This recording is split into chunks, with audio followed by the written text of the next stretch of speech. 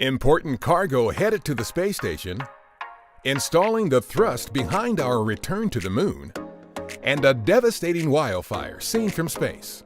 A few of the stories to tell you about this week at NASA. On November 2nd, our commercial partner Northrop Grumman launched its Cygnus cargo spacecraft from our Wallops Flight Facility in Virginia with about 8,200 pounds of research, crew supplies, and hardware for the crew aboard the International Space Station. The cargo includes a special vest designed to protect astronauts from radiation caused by unpredictable solar particle events. Space station astronauts will wear the vest and provide input that could be used to improve design and use of the vest to protect crew members on future missions to the Moon and Mars. The Cygnus spacecraft is named after late Apollo and Skylab astronaut Alan Bean, who became the fourth human to walk on the Moon on Apollo 12. 5 weeks after delivering more than 4 tons of supplies, scientific experiments, and hardware to the International Space Station, Japan's HTV-8 cargo spacecraft left the station on November 1st.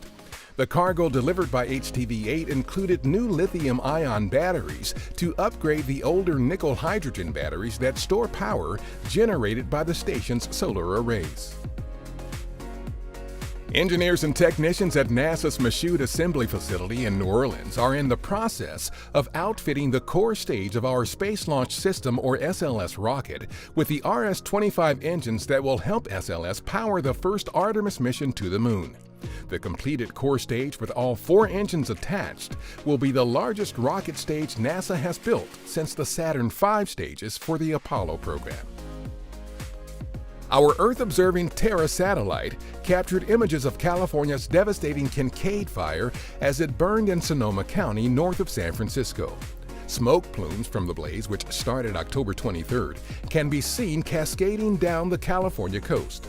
Dry conditions and fierce, nearly 100-mile-per-hour winds, known as Diablo winds, have helped the fire spread quickly and made it extremely difficult to stop. And a mix of creativity and creepiness gave Halloween a bit of a cosmic twist at NASA. Examples of our Halloween spirit include this new image from our Hubble Space Telescope.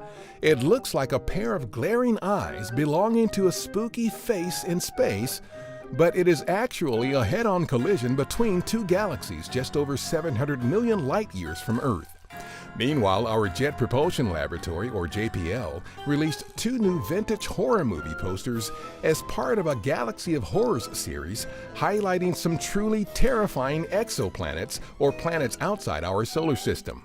How's this for scary?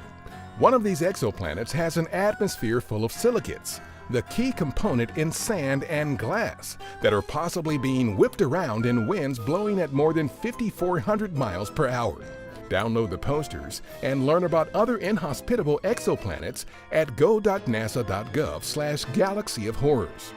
And a pumpkin carving contest at JPL, now in its 9th year, included a number of unique out-of-this-world ideas and designs, truly reflective of what one would expect from NASA. That's what's up this week at NASA. For more on these and other stories, follow us on the web at nasa.gov/Twan.